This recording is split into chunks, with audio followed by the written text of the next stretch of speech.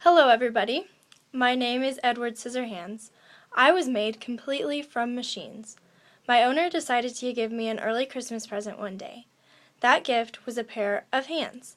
While showing me this amazing creation, my maker looked at me, eyes wide, as if he had just been stabbed.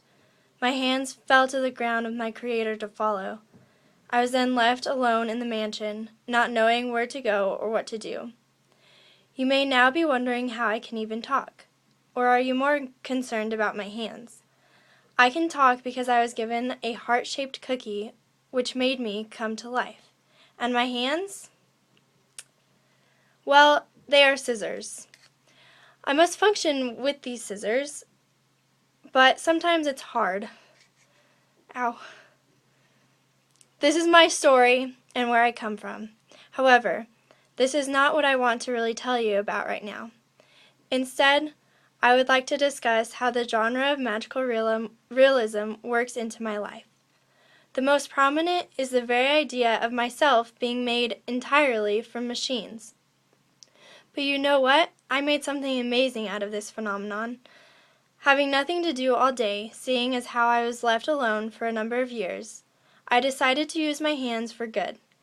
I began trimming all kinds of shapes from the bushes outside. Let me tell you, dinosaurs, people, squirrels, you name it, I can make it. However, I cannot perform normal humanly tasks very well. I must wear these same clothes daily, for example. Some important elements of magical realism that apply and are present within my story include intuitive logic, abstraction, collective consciousness, and metafiction. Intuitive logic is also known as logical sense and is the way the story evolves without explanation as of why it occurs that way. This is a distinct beginning, middle, and end to my story. Further, there are little interruptions in the progression of the story besides quick flashbacks that I have when encountering all the nice people in the neighborhood I was taken to. These flashbacks are when I think about how I was made and my time with my maker. Also, it is never questioned why I have scissors as hands in the first place. I just simply do. To add to this effect, there are certain events that occur that do not correlate, but the story advances. For example, when the narrator, whom I will talk about later, she's just so beautiful. It is not relevant to the story, but it is the most aspect of the whole movie. Yes, she is the most important. Sorry again. Additionally, the diction of the narrator is used to cover those things a viewer may question and provides the viewer to be lured into the imagined world of me. Abstraction is the visual aspect that also does not need an explanation of why or how. In the movie, there is no particular detail given as to why the neighborhood is the way it is, plucked and trimmed perfectly. Therefore, flatness and lack of detail depends on abstraction.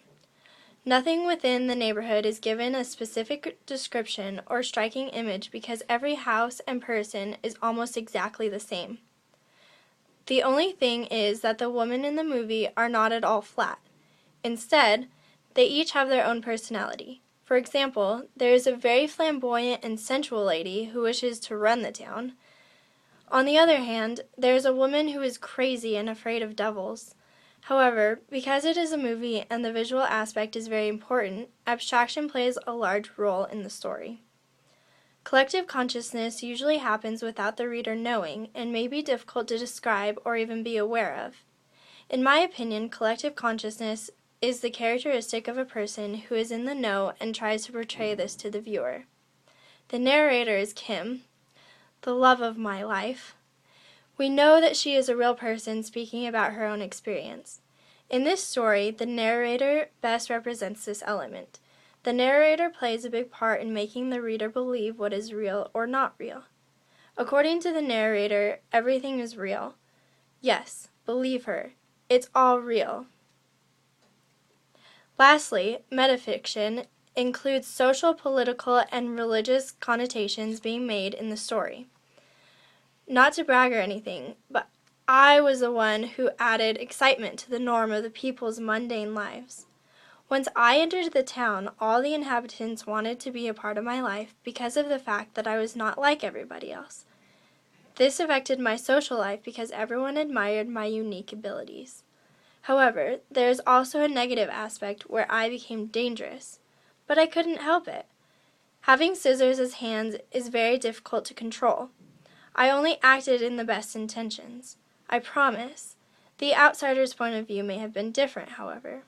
Therefore, the political aspect in my story is that some people understood my good intentions, while others were very short-tempered with their understanding of who I really am and how I was born and raised. The religious connotation is shown through the lady who tried to tell everyone to stay away from me because she thought I was the devil. Please trust me. I can assure you that I am not.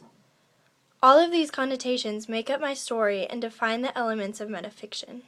Thank you for letting me rant to you about my story. I usually don't talk very much and I'm very shy, so yeah, I'm gonna go now. Can someone help me press the button to turn this thing off?